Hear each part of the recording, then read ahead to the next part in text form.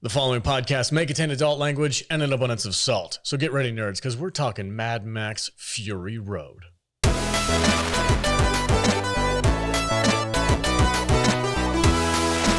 Welcome, everybody, and thank you for joining us on this episode of the Salty Nerd Podcast, where we get to do a deep dive on Mad Max Fury Road, starring Tom Hardy and Charlize Theron. That's how you say her name. I'm joined, as always, by my fantastic panel of nerds. Matt Vader's here. What's up, dude? You did that very well. Theron. I had to practice. Charlize Theron. Charlize Theron. Yeah, she's a badass in this. She is. I really like it. She's a badass in a lot of movies. Yeah, it's kind of her thing, right? Mm-hmm. Judah's also here. Hello. What's up? Hi. How you doing? I'm good. Did you like this movie? I did. I had a great time with this First movie. time, right? First time. Mm-hmm. Sweet. Cool. Matthew Kadish is also here. Welcome, sir. Thank you. So I think we should point out that we're going to be reviewing all three of the Mel Gibson Mad Max movies in addition to this one. Mm-hmm. So, we're kind of doing them a little bit out of order, putting this one out first. But, if you watch our Mad Max episode and then this one after it, it'll probably make more sense. Yeah. And I'm going to do a supercut. So look for the director's supercut where I'm going to smush our S&P Weekly. Yes, supercut? The director's cut. Version. All three Mad Max movies with Mel Gibson. And then I'm going to the salty cut. And then I'm going to take this episode. I'm going to smush them together for a 4-hour epic. It's going to be great. Nobody's going to watch it. Tarantino, settle down. Yeah. Nobody's going to watch that shit. It's going to get like 2 views. Somebody will watch it. Watch that shit be like the Jean-Claude Van Damme, get like 300,000 downloads. Yeah, we're gonna add in a bunch of like CGI and it's gonna be black and white. We're gonna go crazy, dude. It's gonna be fun. All right, Mad Max Fury Road. Before we dive into it, we're gonna take a quick break. We'll be right back. I'm gonna drink a little bit more of my gasoline, and then we're gonna watch the movie. You're really sipping on that thing. It's so harsh. It's like you asked me for a strong gasoline drink. I didn't mean it.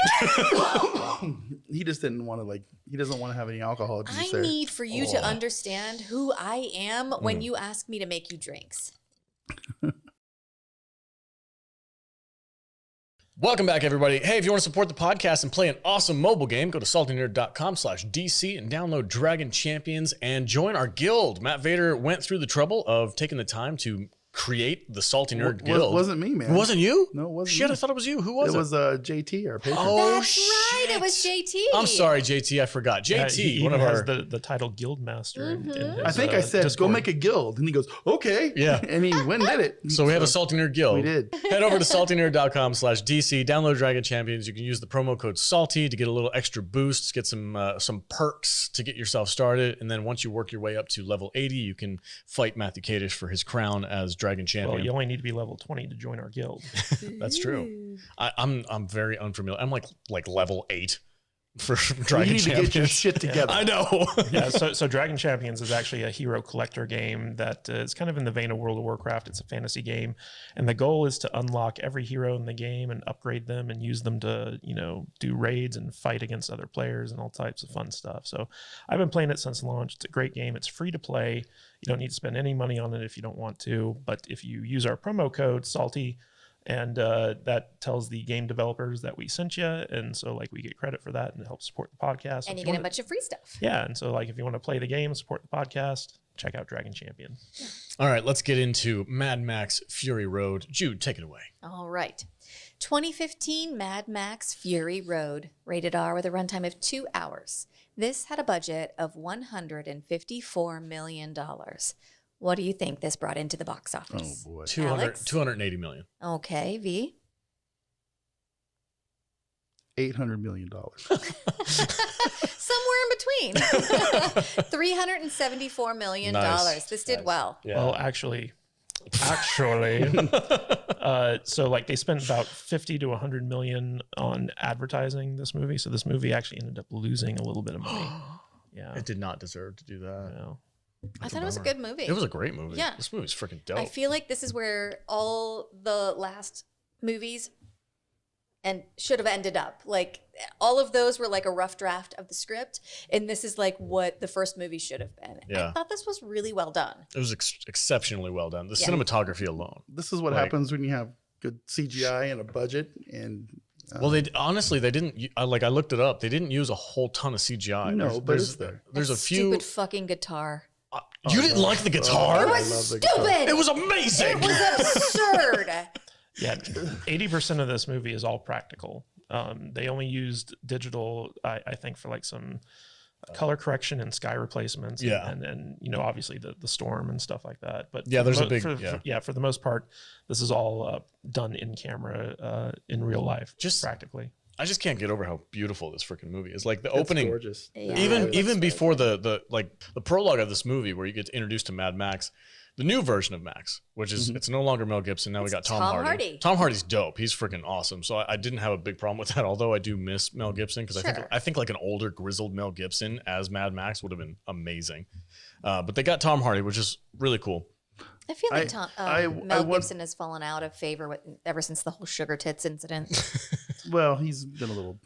Well, he's on his comeback now, but yeah. Well, what's funny is like, so this movie went through a 10-year development process, and at a certain point, they were about ready to start shooting with Mel Gibson, and the whole like controversy about his behavior kind of hit, and so they decided to replace him. Mm-hmm. And it was just part of this like weird development cycle for this movie, where this movie basically languished in development hell for like a really long time. Yeah, I think there's 30 years in between Thunderdome and this one, right? Yeah, the Thunderdome was 85, and this one was 2015. Yeah. Wow, that's a crazy long time. Big difference. But again, you get introduced to Mad Max. I got to ask you guys a question though, because there's some flashes when he gets captured by these people. They crash his car, which the crash is freaking gorgeous. That was upsetting though. I know, that was so bad. It's another case where we talked about with his other movies. The whole time I'm like, God damn it, Max, just get in your car and do some cool shit. Mm-hmm. And every time he tries, it just gets completely destroyed. And I'm like, damn it, man, get back in your car. Yeah. I know you're going to ask a question here in a second, but once again, I just want to say, I find myself trying to place it in the timeline. It's like, where is this movie in relation to Thunderdome? Like Thunderdome and Road Warrior? Because I want to say, to me, this movie is after Road Warrior. Mm-hmm. But I'm not. I'm just trying to look at Tom Hardy's age and Mel Gibson's age, kind of where they're kind of placing the character. You know how like in Star Trek, where the nerds like have a timeline. Mm-hmm.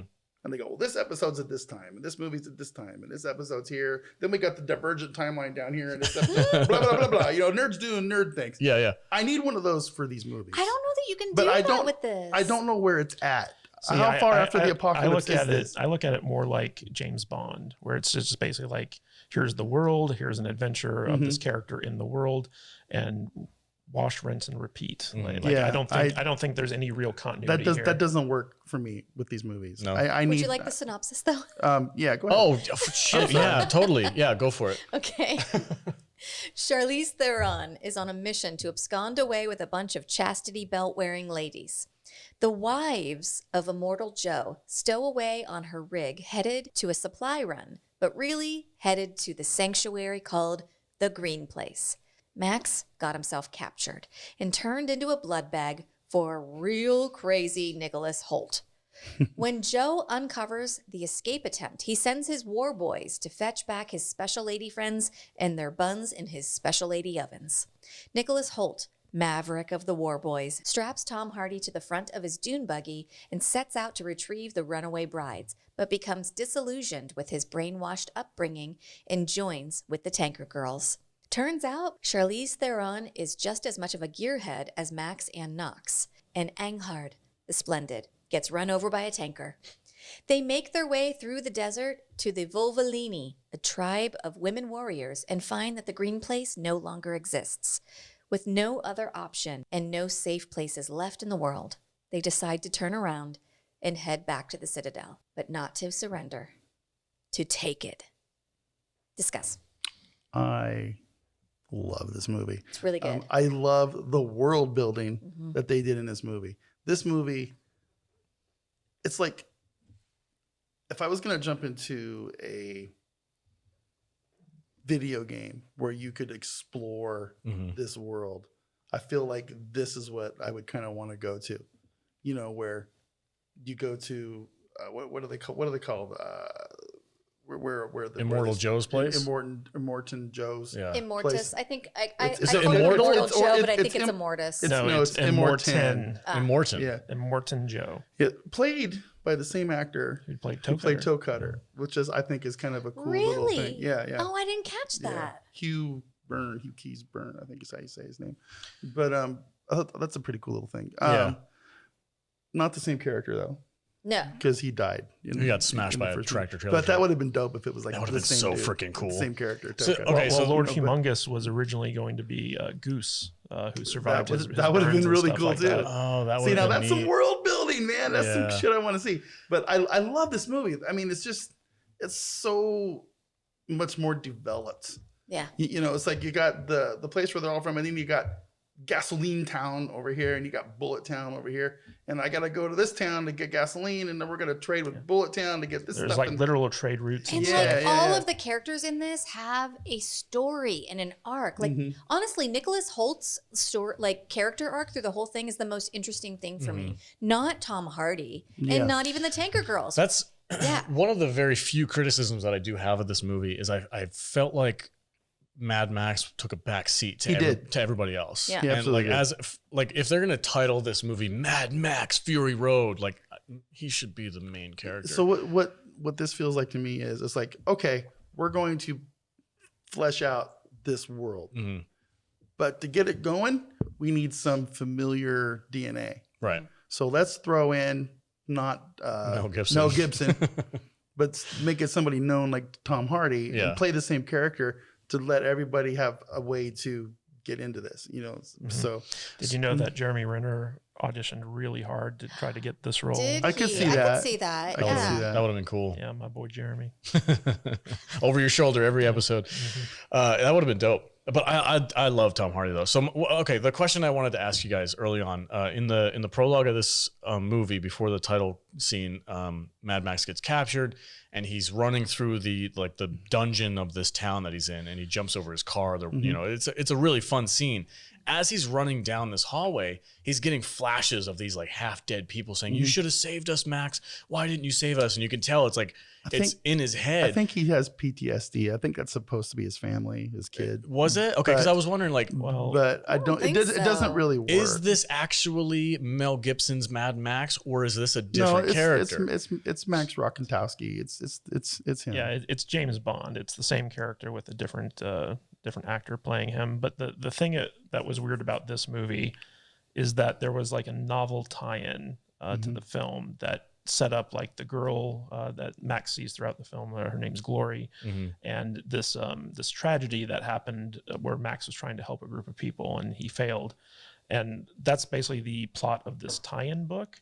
And unless you read the book, you don't really understand what's going on in the movie. And that makes me dislike this movie a little bit. Yeah, I'm just kind of because- like, God damn you, it. Yeah, you that was can't confusing. you can't depend on plot points from books that nobody reads. Yeah, It's- but I hate it's that shit. it's kind of like the Highlander school of making movies, because like in the Mel Gibson Mad Max films, there was little to no continuity in between the movies. Like they would reuse actors and very similar characters, so that you know, like it was confusing. Yeah. you know, especially if you watch it back to back. So in this movie, I felt like it was just more of the same. And if you can get past those flashes and just understand that Max is suffering from some type of trauma, you know, like it's easy to overlook that. flaw in Yeah, this I'm not saying it like drag the movie down for me or anything. I'm not criticizing for that. I was just really curious because I wanted to know, like, is that supposed to be his kid? Is that supposed to be his wife? Like, who is this person that's like haunting him throughout the whole movie? And like I talked about it before in the S&P Weekly, where we talked about the original Mad Max movies.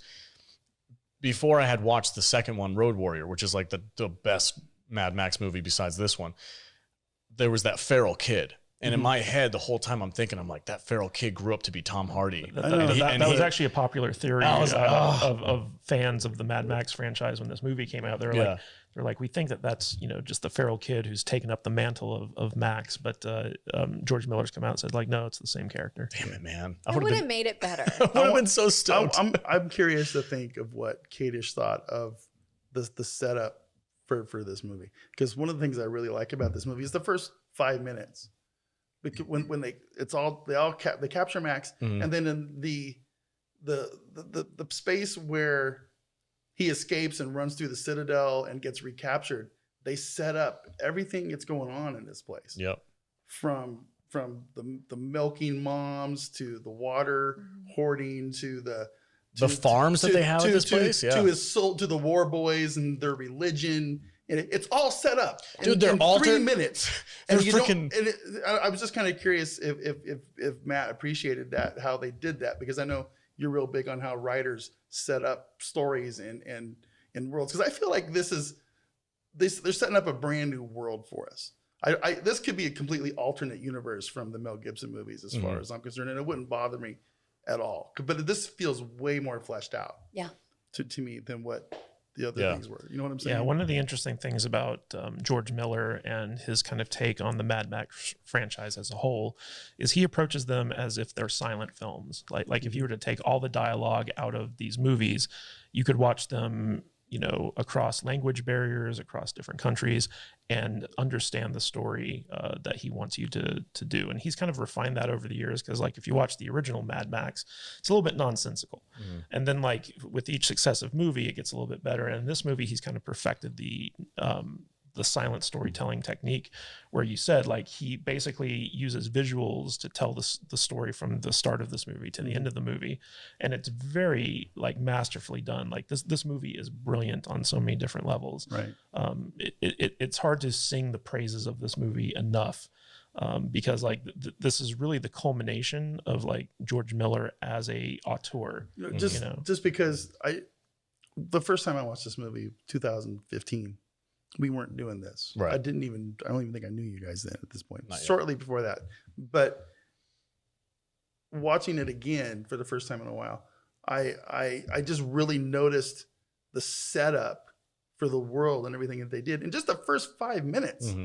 And then they moved on with the story, and it was just I thought it was masterful how they did it. This is one of those situations where basically George Miller storyboarded all the major set pieces for this movie before they even started writing the script, because he knew in his head like what he wanted to do. He wanted to just have this nonstop chase scene, which is the entire movie. And so like once they had the storyboards done for this movie, I think that there were like 3,500 storyboards that they drew for this thing.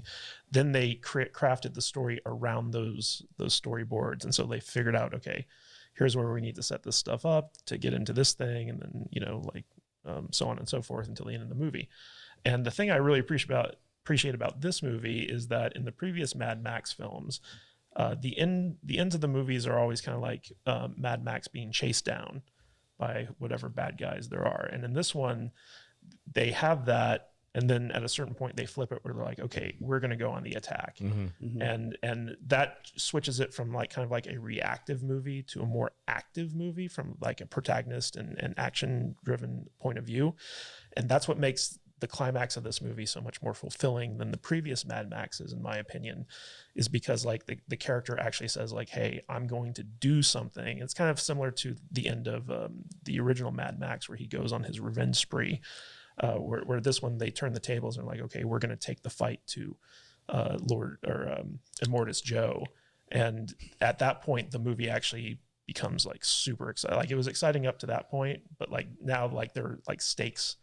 I feel like this movie has just something for every kind of movie nerd. I mean, the writing is good, the setup, the narrative is good. Stunts are freaking incredible. And the visual parts of this movie. Oh, dude. The movie, for nerds like me, this movie is just a 2-hour freaking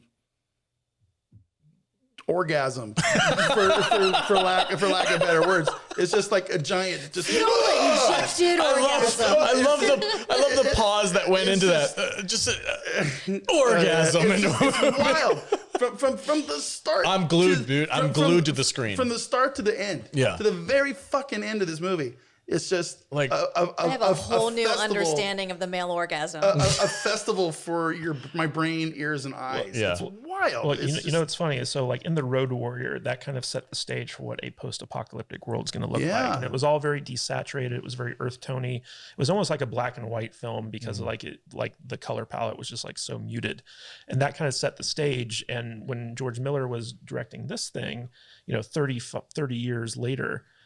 He was like, you know what? I don't want to, lean into that stereotype. So like he said, I'm going to make this as colorful as I possibly can. The colors in this movie pop. It's gorgeous. It's absolutely gorgeous. The art direction in this movie is like, it takes everything that the Road Warrior kind of set up and brings it up to 11. Like it's just like Miller just basically went all out and kind of like went against the rules that he himself established back in the early 80s. I think it really pays off. Yeah, it's a huge benefit. This movie I is so beautiful. There's even the characters you're not supposed to like, I think are fucking cool. Oh, the war boys are wild. It's like, I'm going to go to Valhalla. I'll shiny and chrome. They're freaking just like meth heads. They're just crackheads. They're just, it's wild. And they're fighting over steering wheels. But even the subtlety of, what's that kid's name? Nick something? Knox? Nicholas Hoult. Nicholas Hoult, who plays Knox. That's awesome. Okay. It's awesome. When you first get introduced to him, they call him, they're like Half-Life or something like that because they're dying. They have like radiation poisoning or something. And the reason why they called Mad Max a blood bag is literally because they're using him like an IV. If you notice the tattoo they put on him, tattoo on the back they put of his him. blood type on it. Yeah. They tested him somehow. I don't know how they did, but he's got like they put his blood type in there, so it's like he's a universal donor. So they can just like use him to plug in anybody. Yeah. That needs And it's one of those things. What do you call it? Dialysis. It's basically like a cheap form of dialysis. And the whole reason why they put Max on the head of that car is because Nux needs to keep getting that blood transfusion, and he doesn't want to sit out the drive on this one because like that's, he's awaited in Valhalla. well, that's his whole purpose for being, is to be like one of these like interceptors for the army of Immorten Joe. Yeah. And he doesn't want to pass up that opportunity. I remember when we were talking to James Madigan, the guy who did the second unit action direction for C. Yeah. And he referenced this movie where he was talking about like they had something like 30 different stunt teams and like it took them like so long to like do this movie because all the stunts are practical. And he was like, those stunt guys were freaking insane. Yeah. Jesus Christ, they're driving down the middle of the desert on top of fucking giant poles, swinging back at dude. Those were Cirque du Soleil performers. Oh, I freaking love it, dude. Yeah, George Miller. He recruited Cirque du Soleil performers to do like these like really crazy like stunts and stuff like that. The stunts in this movie are just like next level, absolutely amazing. insane. Well, what I was saying about his character, like even the subtlety of just his character arc in this movie. When you first start out, he's got this white war paint on, and he's got black eyes and a black nose, and like a smile, like a black smile. He looks like a skeleton. That's like the whole motif. He's all war boyed up. And then, like the farther into the movie you get, the more human he becomes. The makeup comes off, and he has more of a flesh tone to him. It was a cool thing that they didn't need to do, but it's just an insane ride from start to finish. It does not let up. I love how the dudes with the smally little roles in this movie, I care about. Like we just reminded me, the dude that's on top of Furiosa's war rig. It's like, where are we going to go, boss? Yeah. They're going over there, and he just climbs down and looks in the window, blah, blah, blah, blah. And he's like, oh, I wonder what's going to happen to that dude. Yeah. They made every single person in this movie a character, and they gave them something to do, and it just created this really well-layered cast of people. Charlize Theron, she's a one-armed lady, and she's got this mechanical arm that she like takes off and puts back on, and she's doing shit with, and they never fucking explain it, and you never need it because it's just like a thing that is with her character, and it's not like there's no real story behind it, but it makes her character that much more layered and real. So and they do that with everyone. Yeah. One of my kind of like goofy suspension of disbelief criticisms of the Road Warrior was like they have these obnoxious vehicles that are like the most inefficient way of using fuel possible. Sure. And I made fun of it. Badass. But they're badass, right? So you're like, whatever, I guess, go for it. That's just the whole. That's the whole thing. They did that hardcore in this movie, dude. On steroids. Everything's on steroids. Yeah. Like it's just so ridiculous. They also kind of shifted the focus because in the Road Warrior, so like and in the original Mad Max, gasoline and oil was like a diminishing resource, like the earth had run out of it. In this movie, they kind of shift the focus to water, and water, they call it aqua cola, something like that. And they mentioned like the water wars. Yeah, and so like the water is what they use to trade with like the gasoline manufacturers and the bullet manufacturers. And so like there's like this weird kind of like incestuous circle where all these like, people are trading their they're a resource for one another. And what they have aplenty is breast milk. So Oh. yeah, Oh, well, so that's a whole other they're thing, probably giving that as a trade too. Well, one of the things that Immorten Joe has been doing is so like he has these girls who are attractive and he calls them breeders. And so like he uses them to enhance his family. And you get the sense that like all of his sons, were, basically birthed through like, this kind of like system. It's not just that they're attractive. It's that they don't have any of the like the radiation or cancerous effects that will give like, unhealthy kids. So he needs like perfection of health to breed. Yeah. A question for the table. Are all of the war boys Joe's sons? No. Oh, I doubt it. No, Sure? No, How long has he been doing this for? they're not all his sons. He's Some of immortal. them. There's a couple of. I think the big dude. Yeah. The big dude is. That's his son. And also, some of the other ones also are too. like the deformed guy who looks through like the spyglass and stuff like that. That was one of his sons. So like, Immorten Joe kind of like surrounds himself with like his sons, but like the big plot point in this movie is that he's basically keeping these women as sex slaves. Yeah. And Furiosa breaks them out and is trying to get them to safety. And so like the pursuit isn't about like oil or anything like that. It's about she stole his property, his prize breeding women, and he wants them back. And one of them is even pregnant with like his next child. Yeah, and that's I wanted to mention that the blonde one, she's not visibly pregnant, but she's like talking to her her baby inside of her, and she says something to the Volvolini lady, she's like, "Oh yeah, son of a warlord. He's probably gonna be so ugly." She didn't say son of Immorten Joe.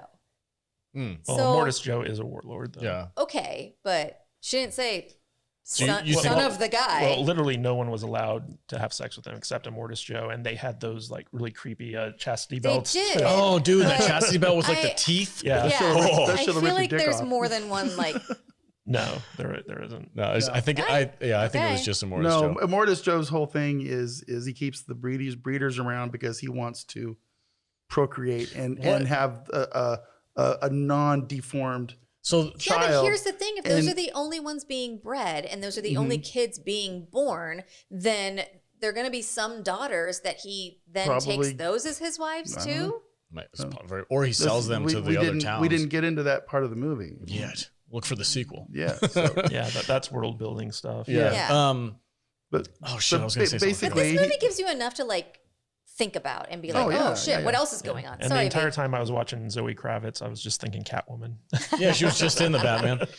Okay, so let's talk about Tom Hardy. Do you think he's a worthy successor to Mel Yes. Gibson's Mad Max? absolutely, I have no problem with what he was in this movie. He was fine. Okay. He was a backup player. Yeah, he was a side character. He was a side character, Yeah. Yeah. which is weird because it's Mad Max Fury Road. I would have liked to have seen him more.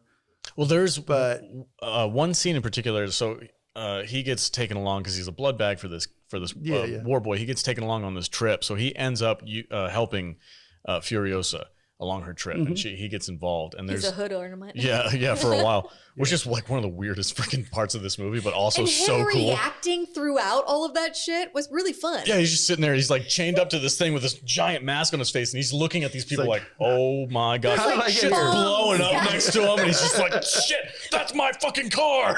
That's my fucking face. It was so crazy. But he gets taken along on this trip, and later on in the movie, Furiosa needs help, and he's just like, "I'll handle it." And he grabs the weapons and he goes off and he freaking blows the shit out of these people, and that we don't see They it. don't even show it. All it is from Furiosa's perspective. She's looking out into the wasteland. It's all foggy. You can't see anything. Right. You hear a couple gunshots. All of a sudden, freaking boom, boom. You just see this giant explosion, and then Mad Max come back covered in blood with a gun and something on his shoulder, and and you're a just like, sack full of weapons. like, what the hell just happened? Yeah. I And think- Zoe Kravitz is like, "Are you okay?" Sorry. No, it's okay. I was just gonna say, I think that kind of like Matt was explaining about George Miller, how he lets you Imagine the violence. imagine and fill in the spaces for Yeah. yourself about 100%. what happened. So I was just like the whole time that scene was going on, I'm like, I want to see what he is doing. Yeah. Zoe Kravitz is like, "Are you okay?" Is that your blood? And he's like- Charlize Theron, not Harris, is like, "That's not his blood." Yeah. And you're like, "Oh damn, what is happening?" And it's also interesting the way they shoot day for night in this movie, because like all the nighttime scenes, they're shot very clearly like in the day, and then they color correct it to make it look like it's nighttime. That was blues and the stuff. blue filter. Yeah, the blue filter. Yeah. But it just goes to this movie's kind of unique look and feel. But oddly enough, Tom Hardy was notoriously difficult to work with in this movie. How come? Really? Yeah. So like basically, he had a hard time envisioning Miller's vision, and so he was constantly clashing with Miller over like what Miller wanted him to do. And in fact, him and Charlize Theron didn't get along very well either, because Hardy was just being like a jerk on set apparently. And it wasn't until Hardy saw the finished movie at the Cannes Film Festival premiere that he finally understood what Miller was going for. And he went and he like apologized to Miller. He's like, man, I didn't know what you were going for. Now I do. I'm so sorry for being a jerk and being difficult with you guys. And now he's signed on for like 3 more Mad Max films and stuff like that. I've heard stories that Tom Hardy is a hothead behind the scenes. Oh, he's so fucking good though. You think? Oh, I watch Tom Hardy in anything. Have you seen Peaky Blinders? I haven't. Oh, his character in Peaky Blinders is freaking. Okay. It's on my list of things to start. Here's the thing for me. They can't wait 30 fucking years before these movies. No, they need to start out. making this shit now. Because I don't want to be 80. Well, George Miller's 77. You know, it's he like, needs to get his shit together. I want the modern Mad Max world. I want it fleshed out. I want to see this. I want to see it in my head. I feel like there could be an MMO set in this world. Oh, they're absolutely. I have a Mad Max game at home. There is a Mad Max game, but I haven't played it yet. I haven't heard much good about it. So Really? I think it was one of those like cheap movie video game knockoff type things. But it Dark absolutely White Death. reminds me of a game of a game world that we could like. Well, you can play. an open world. we have source Fallout. game. Yeah, you that's can very play close to Fallout. it, It's similar. I mean, even the motif of like in Fallout, when your first uniform that you get before you customize your character is like this jumpsuit with a shoulder pad on it. It looks just like Mad Max's jacket. And I'm like, yeah, you can definitely see the comparisons. I do disagree that Mad Max was kind of sidelined in his own movie. I feel like this is very consistent with the previous Mad Max films in the terms of like Mad Max, basically it's a Western, right? So like he kind of rides into a situation where he gets the lay of the land and then like he becomes an active participant in what's going on. And in this movie, like at a certain point, Mad Max is the catalyst for the driving of the action, where he basically he chases down Furiosa and the convoy. He's like, hey, you can either go into the wasteland where that there's no end to, or you can go back and take over the Oasis. Yeah. And so like at that point he becomes like the active protagonist. Yeah, to the movie. that's right, because he does come back. So they give him a motorcycle, they give him supplies, and he's like, I'll make my own way. I'm just gonna get the hell out of here. You guys are crazy. And he drives off, and then he has that moment of like, I need to help these people. Yeah. They're not gonna make it out there. So he turns around and goes back and he's like, hey, instead of going that way, what do you say we go that way? And they're like, towards the trouble? And he's like, yeah. Back where they came from. Let's get fucking nuts. And they do exactly that. They just charge straight for him, and they're like, here we go. This is it. Do or die. And when people do start dying, like you feel the death. Oh, yeah. But like even with the bad That guys, fucking guitar player is just jamming the whole time. So nonsensically. The guitar player, his name is the Doof Warrior. Fuck and, yes. and the thing that he's driving on is called the Doof Wagon. Yes. Just so elated to hear that there is a character named the Doof Well, Warrior. the funniest thing is that George Miller wrote out like 8 pages of backstory for this guy. Oh my God. I want We to never get any of it. Of course he did. We I never wanna get see any these. of it. I'll say.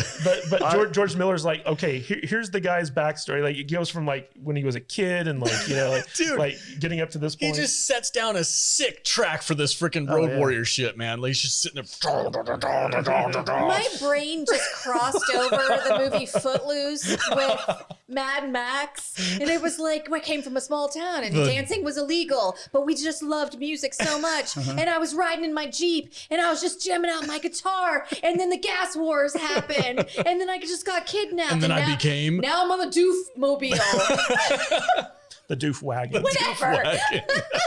well, the funny thing is so like the purpose of the Doof Wagon, it's kind of like when you use a drummer to keep the march of the army. He's got drummers on the back of that thing. Yeah. Okay, but sure. And because like the convoy is so spread out, you need to have like this loud music to kind of direct people of to what they're doing. There is absolutely a reason for him to be there. It's not just because it's ultra cool. Oh yeah. It's needed. Dark Viking in the chat just said that the Doof Warrior is wearing his mother's face as a mask. That's terrifying. He's also blind. Yeah, I noticed that when they actually get a confrontation with him. I think it was Max who jumps on his thing and like he rips off his face and he can't see. His eyes are gone. It's so insane, dude. Like this movie is. And there was a part when the Doof Wagon blows up and the guitar kind of goes in the frame, and at that point Jude's like, was this shot in 3D? And I was like, no, but it was released in 3D, and so like, that was one of those 3D and moments. I was like, oh. Yeah, there it is. It's just it reminds me so much of like those scenes from like 300 where like everybody's like weirdly deformed and it's all kind of twisted and evil. Well, this is there's radiation poisoning going on. No, for sure, go for it, man. Yeah, let's what do see you some think, of the weird stuff. What do you guys think? Like Joe is basically Darth Vader. He's got like the full mechanical. Oh yeah, for sure. He's got the full suit. His skin's falling off. He's got the oxygen mask that's like a big puffer on the back of his neck, which is strange, but all right. That's the thing that it helps him breathe. Pushes the oxygen. Yeah. He's what's his name? Xerxes? Xerxes? Xerxes. Xerxes. Oh, Xerxes. Yeah. He's the Xerxes. He's basically a radiated mutant as far as I'm concerned. Is that what you think his deal is? Yeah, for sure. He's got radiation poisoning. Absolutely. So why is he? It's weird that like, okay, so he's an ultra sick. He's dying of radiation poisoning. He's using all these things to keep him alive. But then he goes and gets these girls pregnant because they have to be pure.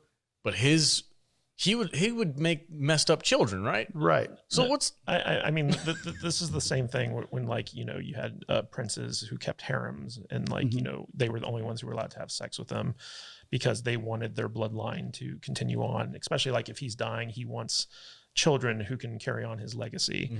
And so like his whole purpose is to breed, but these women, in addition to being healthy and ensuring that like the babies would survive, they're also more attractive than all like the the other women in the wasteland. And so like these are like part of Immorten Joe's kind of kingdom is the fact that he has all these precious resources which he hoards, and it's not just water and food and stuff like that, but his precious pussy. Yeah, it's his precious pussy. Exactly. Precious. Yeah, and I mean he even has like these like horrific chastity belts made up just to ensure that he's the only one who can have sex. It's with so them. crazy. I'll give him credit though. He's got a dope ass freaking farming system set up in that area. Right? Like it's got like spinning wheels of plants that all get watered evenly. I was like, when he walked through that whole area, I was like, God damn, that's dope, dude. Like I want to. He was probably like a professor of something, a botanist. The real world. Yeah. I just thought you got to have some brains. And then like the very tippy top of his like 3-towered area, he's got cranes up there that are like picking out trees and like dropping things. He was probably one of those guys that was like making like a hydroponic wheat house before the fall of man. He was like, you know what? Let's make lettuce. It's probably like Elon Musk in the future. You guys mention Elon Musk every single week, and I'm tired of it. Because the dude's a genius. He's a freaking man's man. He's going to be the leader of the apocalypse. He's going to rule the world someday. Become a whole person. What was the name of Immorten Joe's like oldest, like biggest son? The guy with like the weird chin strap. Was it Slit? That's the guy that Brad Pitt killed in the middle of Troy, in the first part of Troy. Do you know that? Is it? Yeah. Oh, no way. Yeah. Okay. I just always thought it was weird that he had this crazy chin strap. Nathan Jones. So weird. Oh, yeah, the silicone Nathan Jones. Nathan Jones? Yeah. Okay, shout out to that guy. He's freaking cool. Yeah, he's good. I don't know what else to say about this movie. His name was Rictus Erectus. Rictus, yeah. Perfect. In the movie. Perfect. That is excellent naming.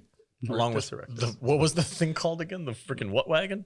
Oh, the Doof Wagon. The Doof Wagon. And I love George Miller. I love all the Aussie names. Oh yeah. So let's talk about the stunts a little bit more. Did anybody get horribly injured on this one? One of the interesting things about this movie is that it was shot in sequence. So like at the beginning of the movie, that was the first thing that they shot, and then like as the movie goes along, like that's how they were shooting stuff. And they did the same thing with The Road Warrior, where that movie was shot in sequence as well. So I just thought that was interesting, is that the actors kind of went through the action as the movie played out as well. And so like all the stunt teams had time to prepare for the different set pieces when they were ready to shoot. I don't think that there were a lot of injuries. I think James Madigan told us that he had heard of maybe one or two minor injuries on this thing, but compared to 79 and 80 when the original Mad Maxes were doing it, and they were just, there was no safety standards. They weren't even using actual professional stuntmen. They were just, hey, you got a car, you want to be in our movie? Yeah. And they had some major injuries on some of those movies. This one, from what I hear, as insane as the stunts were, as insane as the stunt driving was, there was actually very little injury on this one because of all the safety standards. And that's one of the reasons why it took a long time to shoot as well. 30 years makes a big difference. I tell you, this thing, there hasn't been anything come out since that even touches this. And there's been a lot of really cool movies come out, like the Wick movies and that kind of stuff, but it's totally different kind of thing. Yeah. This is they're on top of this giant tanker truck. Yeah. They're driving down the road and you can see them they grab onto this rope that swings them from the back of the truck to the front of the truck, and they grab one of their buddies out of the other car before it explodes. It's just, there's no cuts. It's just people doing crazy ass shit. Yeah. It's amazing. I also wanted to talk about how so they're on this journey and they have to keep moving. Along the journey, shit goes wrong on their tanker and they have to address it, but they can't stop. Yeah. And they're underneath. It's like a scene out of Speed. They're just underneath, hanging on and fixing shit while the car, the tanker's in motion. I thought it was just really cool. Yeah. Oh, it's awesome. When Charlize Theron's underneath that tanker, I got strong Indiana Jones vibes. Seriously. Where she's hanging on to the freaking axle that she's working on. Yeah. Talk about John Wick with Keanu Reeves and Speed. The crazy thing about this movie is that they had over 470 hours of footage, just from all the different angles from the vehicular scenes and stuff like that. I mean, that's an insane amount of footage. And George Miller's wife was the one who edited this movie. She actually won, I think, an Academy Award for editing because the task of editing this movie was just so monumental because of all the footage. And she did an amazing job. And I think if I'm not mistaken, I'm paraphrasing what he said, but one of the reasons why he picked her to do it was because he felt like having a female edit the movie would give it a different tone and vibe than if some dude were to do it. His exact quote was, if a guy had edited this movie, it would look like every other action movie.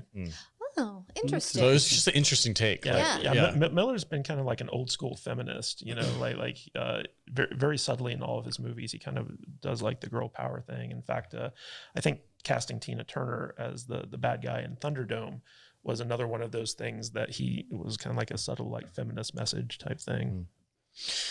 I don't know what else to say. I don't know. I can praise this movie for hours and hours. It's just so much fun.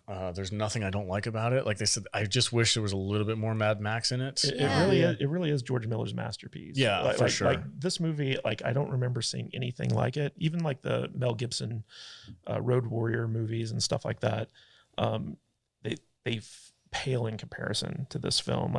This film really is a master. I don't think I've met anyone who hasn't liked this movie once they've seen it. Is there anything not to like about it? Really, not really. No, not really. It's crazy bonkers fun. There's people with flamethrowing guitars. The music is amazing. The cinematography is incredible. Yeah, it's listen, man, when I care if drummer number 3 on the Doof Wagon makes it out alive or not, then it's kind of, it's goofy, right? I'm just entranced with this movie. From the start to the end, I don't stop. I'll sit there and I'll piss my pants if I have to. It's just I need. Tell them, baby. It's just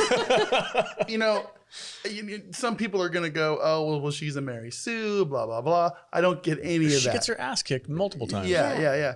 It's just I mean, even there's nothing in this movie. Well, her initial plan goes wrong. Completely wrong. Yeah. And just that initial fight where we get Mad Max, the title character, versus Furiosa, right? If it's a Mary Sue or some kind of a feminazi freaking type messaging, that kind of movie. That fight goes down. They're pretty much on equal footing until Max gets the upper hand in just the wildest, craziest way. Yeah, he beats her. That disproves that theory. If there is anybody out there who thinks that about this movie, then they make it back in the end, and Max just kind of fucks Just off go- yeah, back out just of the wasteland. goes and does his own And I'm thing. like, oh Yeah, man, what's he doing? It's the cowboy that walks off into the sunset at Yeah. the end of the movie. Yeah. You know, one of the things George Miller's always been very consistent about when it comes to the Mad Max films is that they're basically westerns with a twist. You know, the early Mad Max films like Mad Max, Road Warrior, and Thunderdome, you could call those Ozploitation films, like you know, like they're exploitation films from Australia. This movie doesn't feel like that. It almost takes that and legitimizes it, and it gives it like a kind of feeling that not a lot of other movies are able to capture.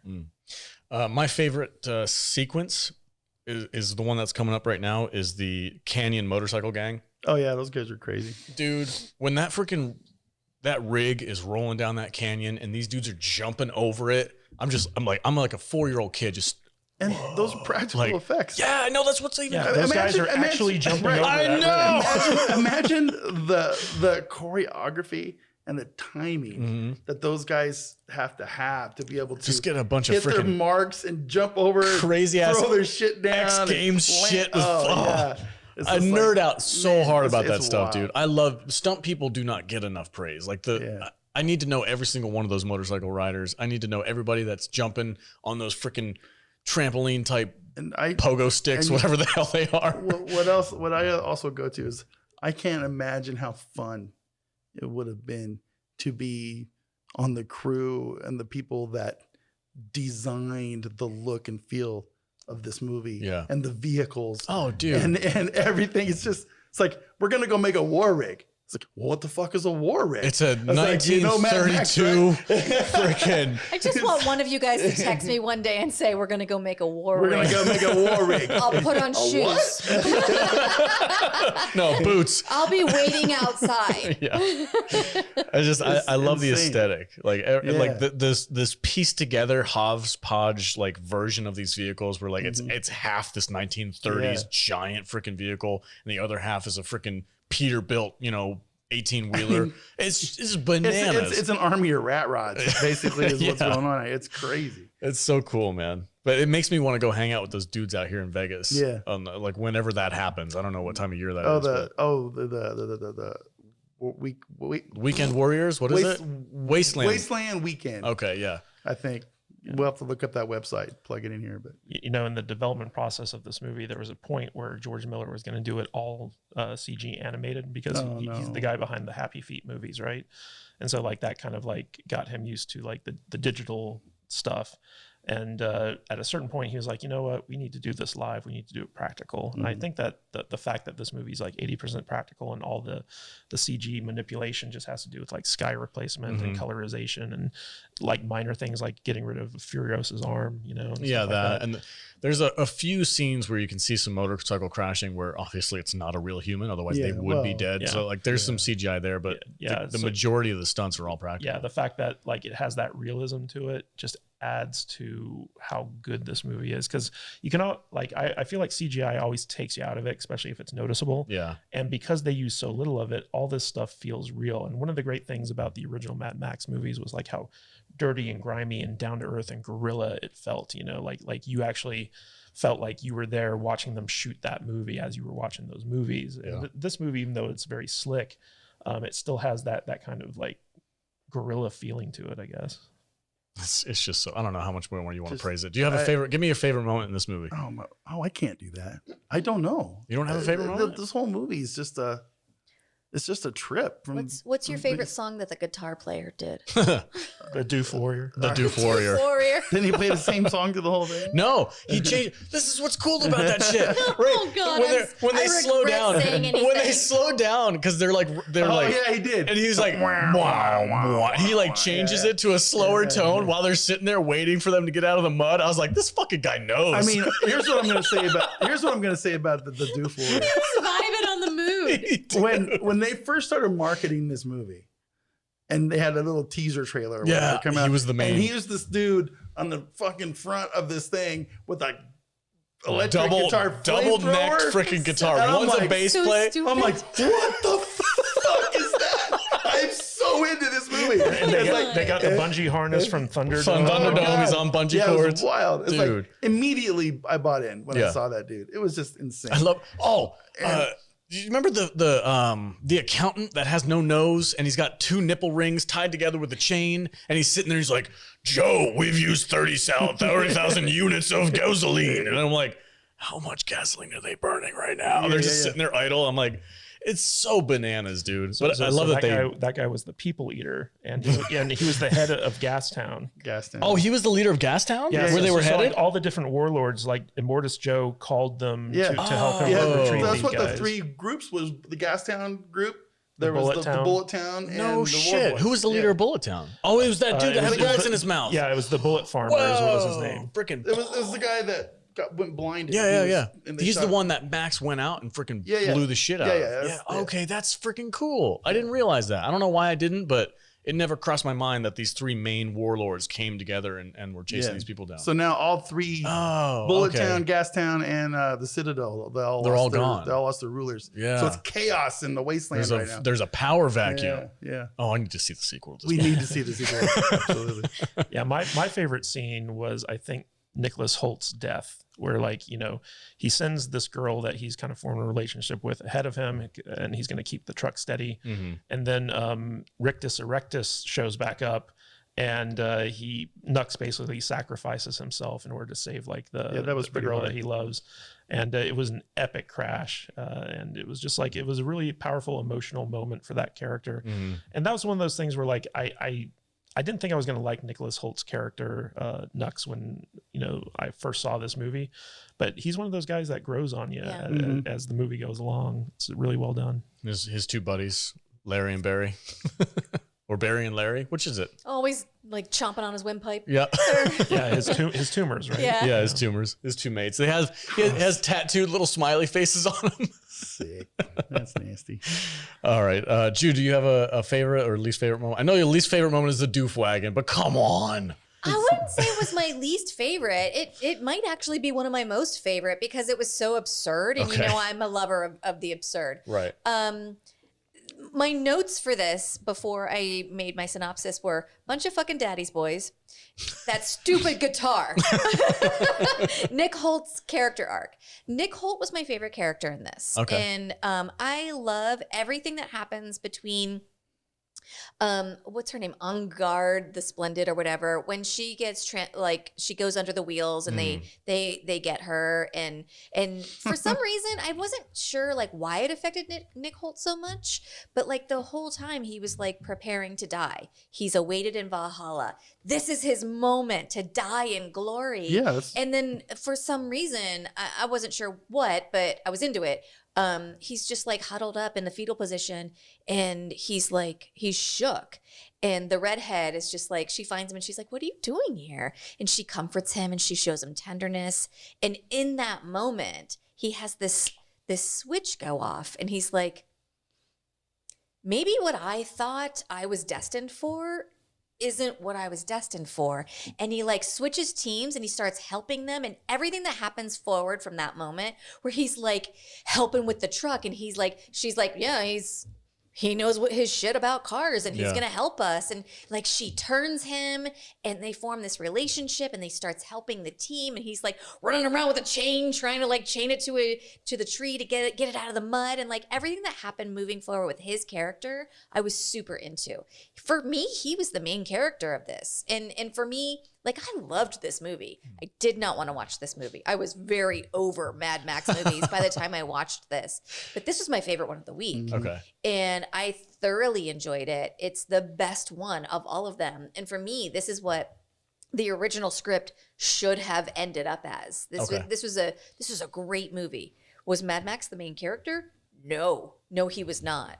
I don't even know if this was really a Mad Max movie, but it was a great movie, and I really enjoyed Nicholas Hoult's character. Okay. Yeah, real quick, just to clarify something. So, Nicholas Hoult's, when Angharad, or whatever her name is, finds him. The Splendid, whatever. Yeah, the Splendid.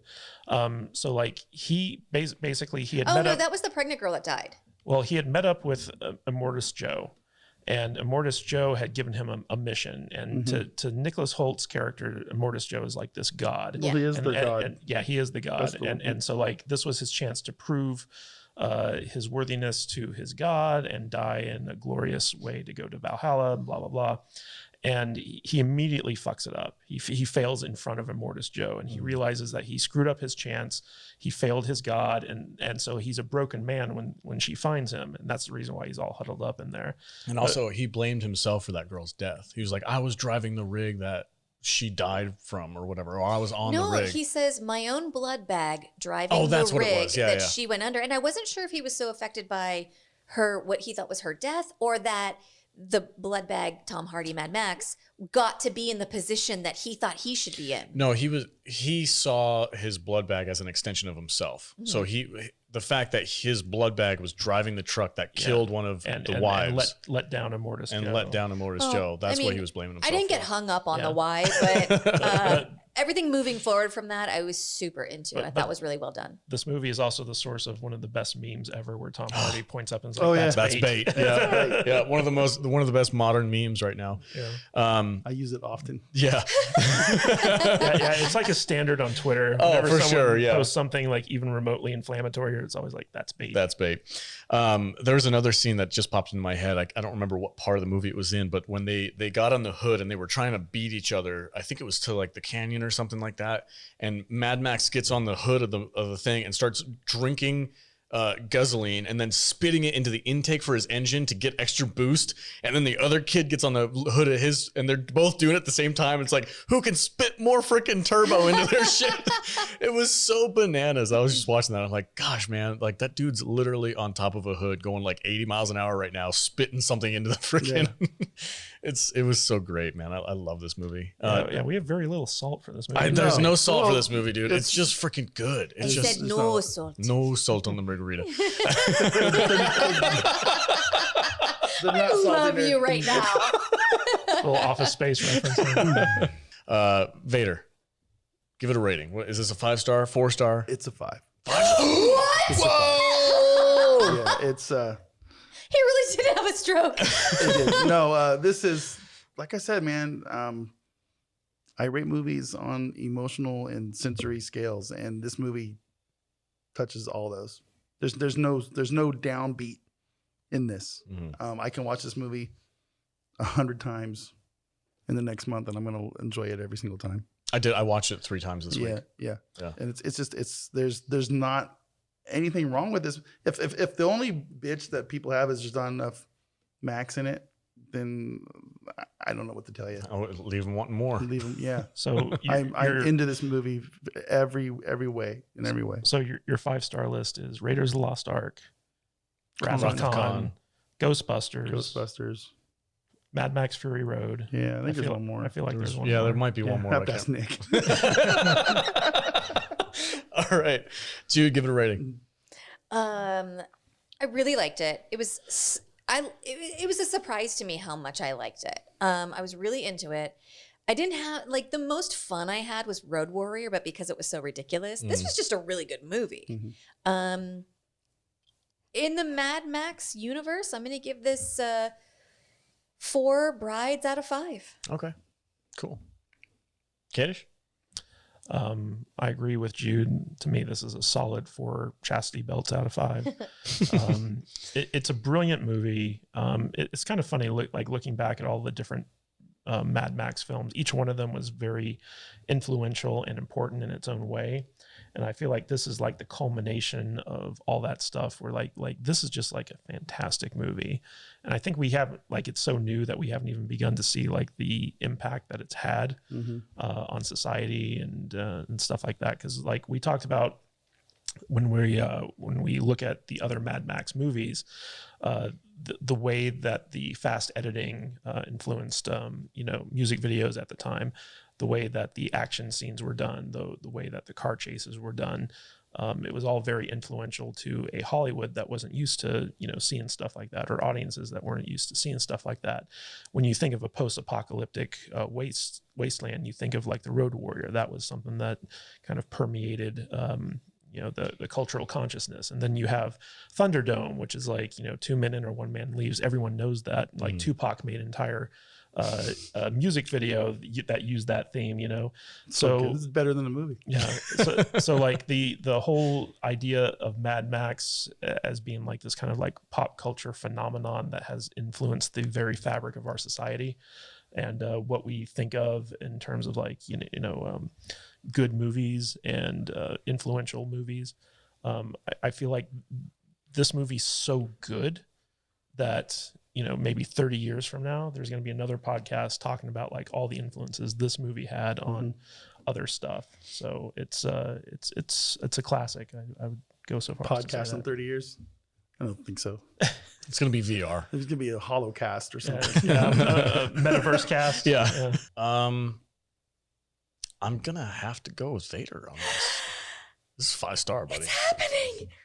I have nothing negative. There's no salt here. There's no salt. No. Like, I want more Mad Max. That's not a bad thing. He's still a badass in this movie. There's never a moment where he gets like undercut by somebody else. Like Furiosa is her own character. She is also a badass, but Max is like right there with her. Yeah, I mean, like the discontinuity between the previous movies where like there's a novel tie-in that you have to have read to understand Max's flashbacks and stuff like that. That to me is like a big kind of strike against it, but like like overall I'm this close to agreeing with you guys that this is a 5-star movie. Yeah, be completely honest with you, I totally forgot about that. Yeah, that's never that's the thing. me. It's like even when you're watching the movie, you're like, oh, I wonder who that little girl is. Don't care. And the same thing just happened while we're having this conversation. We brought that up. The first thing we brought up is, who's that little girl? By the end of the conversation, don't care. Yeah. It don't matter. This is like, oh, Max is fucked up. He's got a little kid in his head. Whatever. Yeah, well, I mean, it could very well be his own little kid who he's just imagining. That was a boy named Sprog. Sprog. I'm getting a dog. Sprog's on the Doof Wagon. I'm going to apologize to our audio-only audience. You're welcome. Yeah.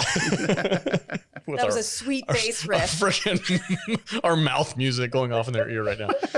Hey, Jude used to be in the Walking Head rooms, right? Walking Head. Self-inflicted wounds. Self-inflicted wounds. Yeah, that was her band name. Don't Google them. Takes you to weird places. All right, guys, that's it for our Mad Max Fury Road review. Thank you for joining us. Comment below. Is this a 5-star movie? Do you agree with us? Do you want to see the sequel? I do for sure. I want to see grizzled old Mel Gibson in a Mad Max movie again. I'm not saying I don't like Tom Hardy, but I need like a fast forward. I want his character from Fat Man in a Mad Max movie. Yeah. I want him to flashback and be like, yeah, my old boss told me to go grow a beard. We need to get Walton Goggins in the next Mad Max movie. Yes. Oh, do you imagine him as like a crazy war boy type character? Yep. 5 o'clock. Raping time. Shout out to Predators. Yeah, for sure, dude. Bitch raping time. Bitch raping time. He could play like Toe Cutter's son all grown up. Yeah. I just noticed while we were doing this. So the scene is at night, right? Mm-hmm. It's all blue filter. And the war boys, the clan's getting all ready to go out and kick some ass.